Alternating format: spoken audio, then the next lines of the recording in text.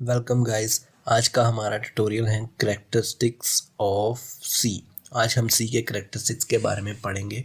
तो चलिए शुरू करते हैं। हमारा फर्स्ट फीचर भी कहते हैं इसको और करेक्टरिस्टिक्स भी कहते हैं, ठीक है। तो शुरू करते हैं। C is one of the most popular language. ये काफ़ी पॉपुलर लैंग्वेज है, इसके बारे में आप जानते हैं। और इसका फर्स्ट फीचर है वो है सिंप्लिसिटी। अब सिंप्लिसिटी क्यों है वो देख लेते हैं। C language contains inbuilt functions, keywords and data types. C के अंदर जो है एक रिच लाइब्रेरी है इनबिल्ट फंक्शंस की, काफ़ी इनबिल्ट फंक्शंस हैं इसमें, कीवर्ड्स हैं और डेटा टाइप्स हैं।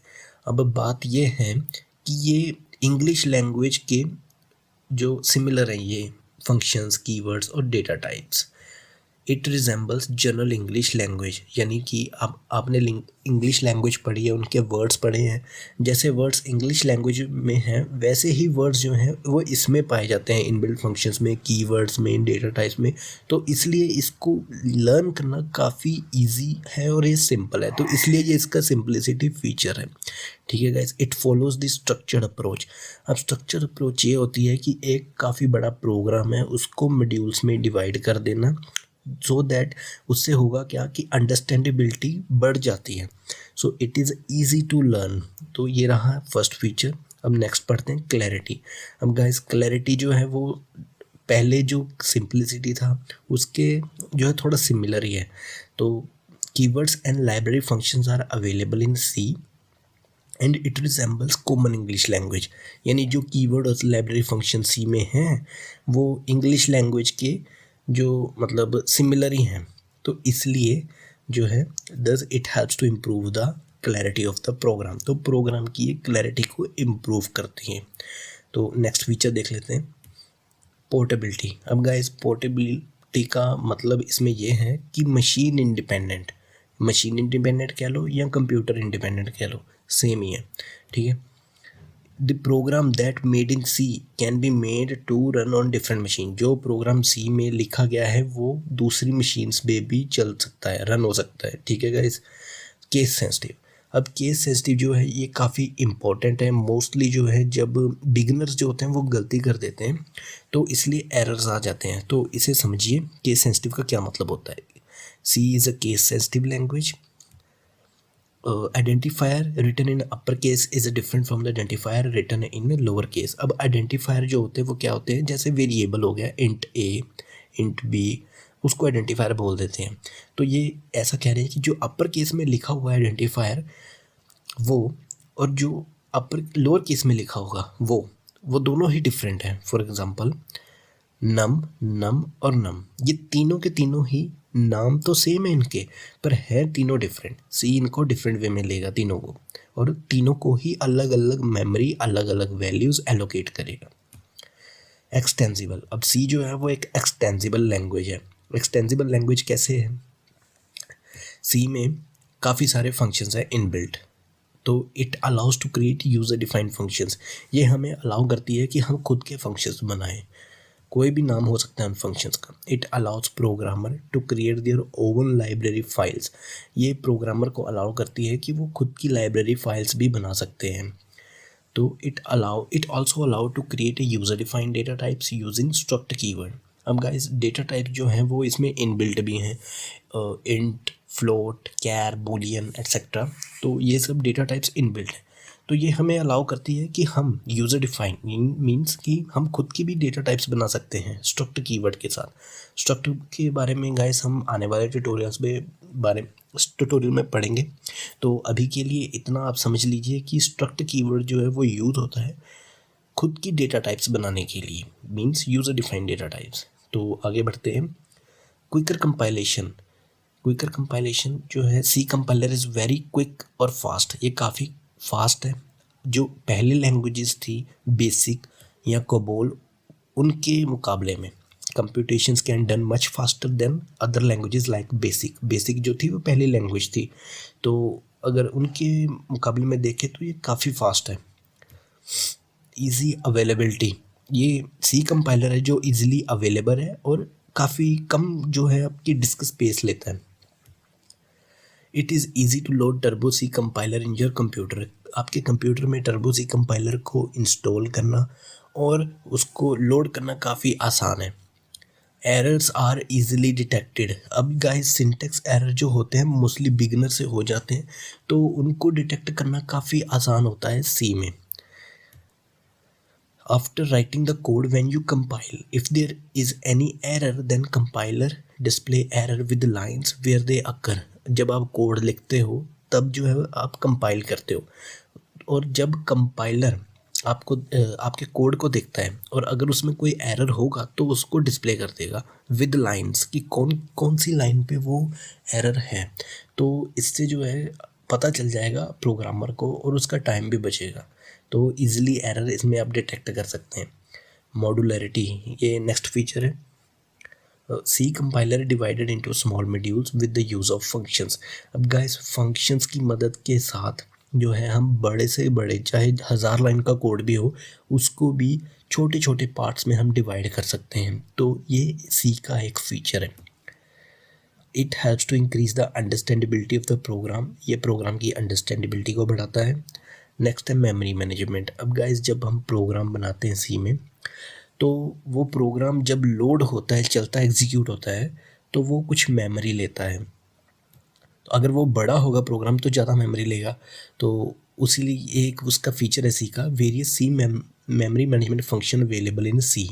सी में काफ़ी सारे मेमोरी मैनेजमेंट फंक्शन अवेलेबल हैं जो कि क्या करते हैं, helps to save the memory को बचाने में मदद करते हैं और इम्प्रूव दी प्रोग्राम एफिशिएंसी, और प्रोग्राम की जो एफिशिएंसी उसको इम्प्रूव करते हैं। तो कॉमन जो मेमोरी मैनेजमेंट फंक्शन है वो हैं कैलोग, मैलोग और रियलॉग। ओके गाइस, तो नेक्स्ट है हमारा support for recursive function call. Guys ये इंपॉर्टेंट है क्योंकि इसके बारे में इंटरव्यू में भी पूछा जाता है, तो इसको ज़रा ध्यान से पढ़ना और सुनना ध्यान से, ठीक है। तो it reduce the number of lines of code, no need to write the function definition again and again. तो पहले लाइन का मतलब ये है कि number of lines of code जो है उसको कम करता है ये वाला फीचर, और आपको जो है फंक्शन डेफिनेशन दोबारा दोबारा नहीं लिखनी है। तो आपको जो है इसका मतलब ये है कि मान लो कि आपके पास एक फंक्शन है, वो उसका नाम कुछ भी हो सकता है और आपको उसको क्या है कि उसमें 10 बार कोई वैल्यू प्रिंट करवानी है। तो इसका मतलब ये है कि हम जब भी एक फंक्शन को कॉल करेंगे तो वो वैल्यू को प्रिंट करेगा। अब ऐसा तो है नहीं कि आप 10 बार कॉल करोगे तब वो ऐसा काम करेगा। ऐसा हो सकता है कि आप 10 बार उसको कॉल करो, लेकिन ये जो होगा अगर आप 10 बार उसको कॉल करोगे तो वो आपको 10 टाइम्स उसकी कॉल करने की जो है कोड उसको लिखना पड़ेगा। तो रिकर्सिव फंक्शन उसी बारे में है, उस जो लाइन जो आपने लिखा इतना सारा कोड उसको कम करने के लिए रिकर्सिव फंक्शन का यूज़ होता है सी में। तो मेन जो है वो ये है कि recursive function call means when function call itself, जब फंक्शन खुद को कॉल करता है तब रिकर्सिव फंक्शन कॉल वो कंसेप्ट आता है। तो तब आपका number of lines of code जो है कम हो जाएगा। तो नेक्स्ट हमारा जो फीचर है वो है कॉम्पैक्ट कोड। अब कॉम्पैक्ट कोड मीन्स कोड को और छोटा कर देना। तो operators like plus plus minus ये जो है ये सी में है, जो कि कॉम्पैक्ट करने में, कोड को कॉम्पैक्ट करने में यूज़ होते हैं, ठीक है guys. This feature not available in basic and COBOL. Basic और कबोल में ये वाले फीचर अवेलेबल नहीं है। Features of recursive function also reduce the lines of code. जो रिकर्सिव फंक्शन अभी गाइस हमने पढ़ा उसका ये था कि वो भी number of lines of code जो है उसको कम करता है, मीन्स कोड को कॉम्पैक्ट करता है। तो इसलिए ये पॉइंट यहाँ पर है। ओके गाइस, तो नेक्स्ट हमारा जो है वो है यूज्ड फॉर सिस्टम प्रोग्रामिंग। तो जो सी है उसमें बिटवाइज ऑपरेटर हैं and it can also manipulate CPU register. ये CPU रजिस्टर्स को भी मैनिपुलेट कर सकते हैं, या यूँ कह सकते हैं कि उनके साथ छेड़छाड़ कर सकते हैं।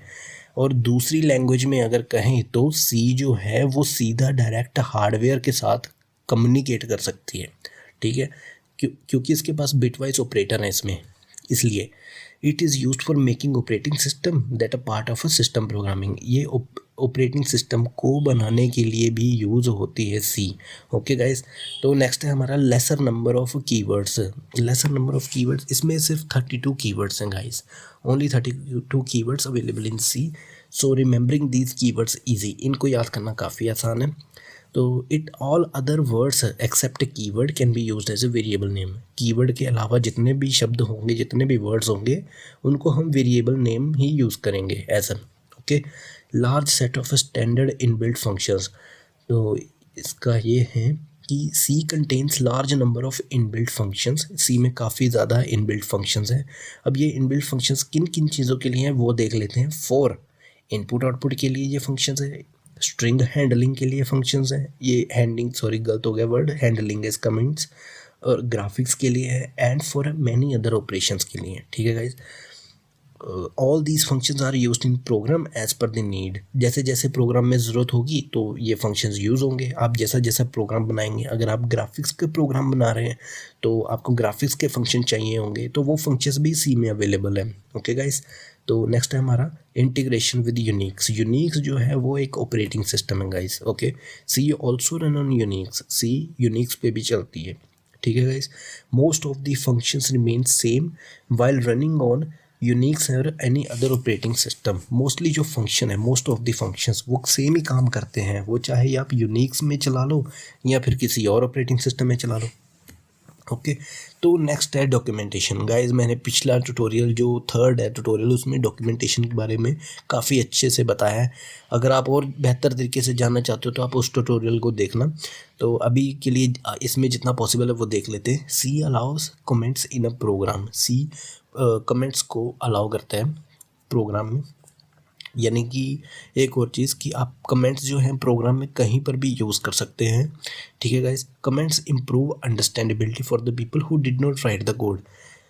जिसको गाइस प्रोग्राम के बारे में कोई नॉलेज नहीं है, उसके लिए कमेंट्स काफ़ी अच्छा काम करते हैं, वो काफ़ी ईजिली उनको अंडरस्टैंड कर लेता है। ओके गाइस, और नेक्स्ट जो है वो है इट इम्प्रूव्स रीडेबिलिटी। ये रीडेबिलिटी को इम्प्रूव करती है, ये वाला फीचर। ओके गाइस, तो ये थे guys features of characteristics of C. अगर आपको वीडियो पसंद आई हो तो प्लीज़ लाइक करें, शेयर करें, सब्सक्राइब करें। और अगर आपके मन में कोई भी डाउट है या कोई भी क्वेश्चन है, और अगर आप किसी भी चीज़ के बारे में जानना चाहते हैं तो आप मुझे बता सकते हो, मैं उस पर एक अलग से वीडियो बना सकता हूँ। Okay guys, thank you so much, thank you.